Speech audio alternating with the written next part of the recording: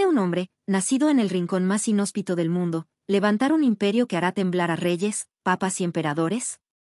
¿Qué fuerza desata el alma de un niño huérfano que cabalga entre lobos y viento helado, para que un día su nombre resuene desde las estepas del Asia Central hasta las murallas de Viena?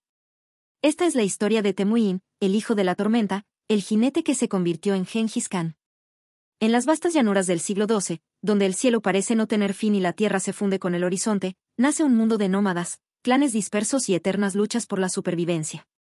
Mongolia no era entonces un país, sino un mar de tribus en guerra, arrastradas por antiguos odios, alianzas frágiles y traiciones rituales. No había ley más allá del arco, ni justicia fuera del acero.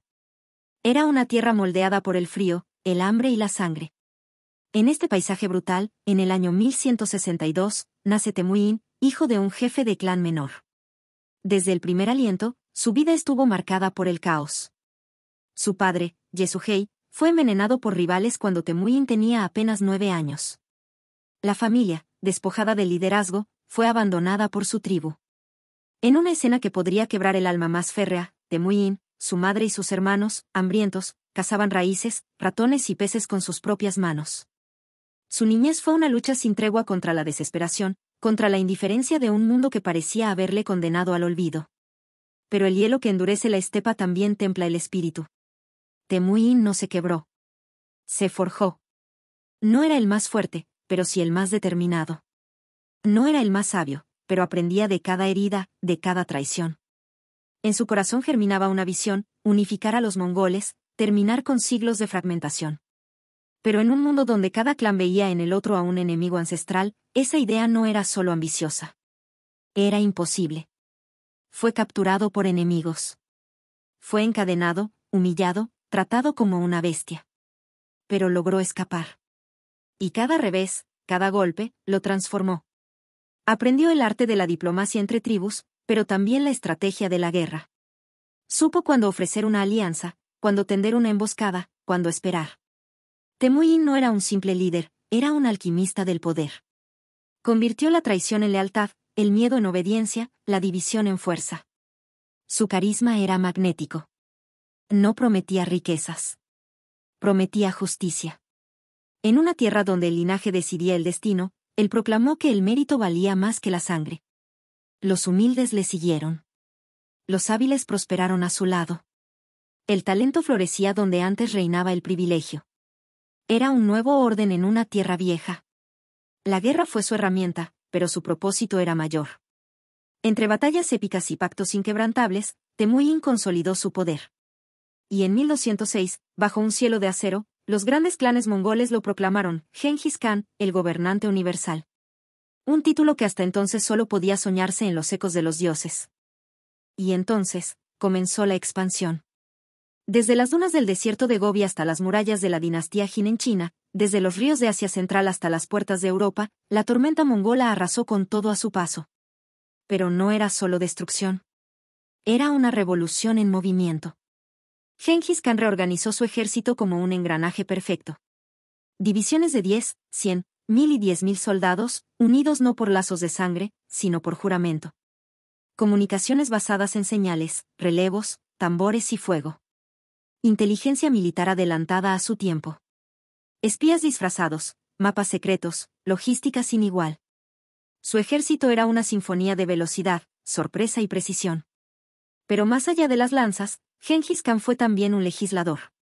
Promulgó el Yasa, un código de leyes que prohibía el robo, castigaba la traición, protegía a los embajadores y promovía la libertad religiosa. En un mundo gobernado por reyes tiránicos y dogmas férreos, él ofrecía protección a cristianos, musulmanes, budistas y chamanes por igual. Su imperio era brutal, sí. Pero también era una red de rutas, tolerancia y orden donde antes reinaba el caos. Sin embargo, no todo fue conquista. Gengis Khan conoció el dolor. Uno de sus hijos murió en combate. Su esposa Borte fue secuestrada años antes y, aunque la rescató, nunca pudo borrar la sombra de aquella herida. Luchó no solo contra enemigos externos, sino contra las dudas que surgen cuando el destino de millones depende de una sola voluntad. La grandeza tiene un precio. Y la gloria, una sombra. Gengis Khan envejecía, pero no se detenía. Cruzó montañas, desiertos, ríos. Soñaba con una ruta que conectara todo el mundo conocido. Su ambición no tenía fin porque, para él, conquistar era solo el medio. Lo que buscaba era permanencia. Un legado que sobreviviera a la muerte. En 1227, en plena campaña, cayó enfermo. El jinete inmortal, el fundador del mayor imperio terrestre de la historia, murió en silencio. Su tumba, según cuentan, fue ocultada por sus soldados, quienes mataron a todo aquel que la viera. Luego, caballos galoparon sobre ella hasta borrar toda huella. Hasta hoy, su descanso permanece perdido en la estepa, como un susurro enterrado en el viento. Pero Gengis Khan nunca desapareció.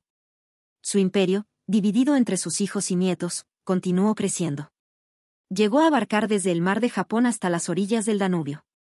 Su nieto, Kublai Khan, fundaría la dinastía Yuan en China. Y siglos más tarde, aún se pronunciaría su nombre con respeto y temor. Gengis Khan cambió el curso de la historia. Destruyó imperios, pero también los conectó. Unificó tribus, lenguas, culturas. Reconfiguró el mundo antiguo para siempre. Su historia es la de la voluntad que desafía la fatalidad, del fuego que no se apaga aunque todo esté en contra. Porque si el destino forja a los hombres, él fue un herrero que doblegó al destino mismo. Y así, cuando el viento silba entre los valles de Mongolia, cuando la luna se asoma sobre las yurtas solitarias, aún se escucha un eco. No es el rugido de un conquistador. Es el murmullo de una leyenda. Un recuerdo grabado en los huesos de la tierra. Un nombre que cabalga, eternamente, con la historia. Gengis Khan. Porque algunas vidas no terminan al morir, sino que se esparcen como ceniza sobre la historia, alimentando cada llama de ambición, cada sueño de poder absoluto, cada susurro de unidad en tiempos de caos. La muerte de Gengis Khan no fue un punto final, sino una expansión invisible. Su legado no habitó en estatuas ni templos, sino en las rutas que su imperio abrió, en los imperios que aprendieron de su modo de gobernar, en el eco de su disciplina militar que aún estudian los estrategas. Lo que dejó atrás no fue solo un imperio. Fue una nueva forma de mirar el mundo. Bajo su mando, el continente euroasiático conoció una conectividad sin precedentes. La ruta de la seda, antes fragmentada por fronteras, se convirtió en una arteria palpitante de comercio, cultura y conocimiento. Caravanas repletas de especias, papel, pólvora, seda y libros cruzaban miles de kilómetros sin ser tocadas por la guerra, bajo el escudo invisible del Khan. Los emisarios de Europa llegaron hasta su corte, y él, con mirada inquisitiva, leyó en sus rostros la fragilidad de los reinos lejanos.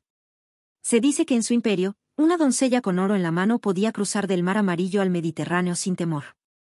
Esa era su visión, un mundo gobernado no por el caos tribal, sino por un orden superior nacido del mérito, la lealtad y el honor guerrero. Aunque para ello, sembró ciudades en ruinas y ríos teñidos de sangre. ¿Fue un tirano? ¿Un visionario?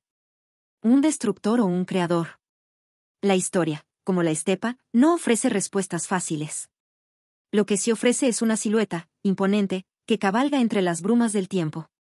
Un líder que se reinventó desde el abandono, que impuso respeto entre los civilizados y barbarie entre los cultos. Una paradoja que no busca absolución, sino que exige contemplación. Porque Gengis Khan era muchas cosas.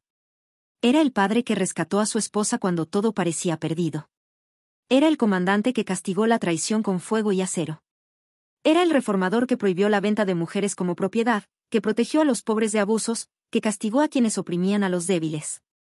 Era el maestro que, sin saber leer ni escribir, comprendía que el poder real no se impone solo con espadas, sino con leyes, símbolos y mitos que atraviesan generaciones. Él no necesitaba un palacio para gobernar. Su trono era una silla de montar. Su corte, una caravana en movimiento. Su ejército, una familia forjada en la guerra. Su imperio, una idea más grande que cualquier ciudad amurallada. Y quizás eso fue lo que le hizo inmortal. Muchos imperios caen al morir su creador. Pero el imperio mongol, en lugar de tambalear, se multiplicó. Se dividió en kanatos, cada uno gobernado por sus descendientes, el kanato de la Horda de Oro, el Ilkhanato en Persia, el kanato de Chagatai en Asia Central, el Gran Kanato en China. Y aunque con el tiempo los lazos se debilitaron, la influencia de su estructura persistió. De Rusia a Corea, de Irán a la India, el eco del jinete seguía marcando el rumbo. Incluso siglos después, cuando los imperios europeos comenzaron su propia expansión, muchas de sus tácticas, desde la guerra relámpago hasta la reorganización territorial, parecían sombras del arte mongol. El archivo que Gengis Khan dejó era escrito en actos, no en libros. Pero el mundo lo leyó igual. Y en el corazón de su leyenda, quedaba esa primera visión, la unificación de lo disperso, la victoria del orden sobre el caos, del movimiento sobre la rigidez, de la voluntad sobre el destino. En un mundo donde los débiles eran olvidados, él fue el testimonio de que el alma humana puede elevarse por encima de toda adversidad, como un halcón que no conoce jaula. Hoy, cuando la historia se cuenta en cifras, nombres y fechas, su presencia sigue siendo distinta. Porque Gengis Khan no es una página. Es una corriente subterránea que atraviesa el relato de la humanidad. Su sangre, dicen, corre en millones. Su nombre, maldito o reverenciado, nunca es indiferente. Y así, en las noches heladas de Mongolia, cuando el fuego cruje bajo las estrellas y los ancianos relatan historias a los jóvenes, aún se pronuncia su nombre en voz baja, con respeto. No como un mito, sino como un ancestro, como una fuerza viva que aún cabalga más allá del tiempo. Porque hubo un hombre que nació sin tierra, sin aliados, sin esperanza. Y ese hombre, armado solo con su voluntad, cambió el mundo. Su galope resuena aún en los corazones que sueñan con lo imposible. Gengis Khan. El conquistador de horizontes. El tejedor del destino. El jinete eterno.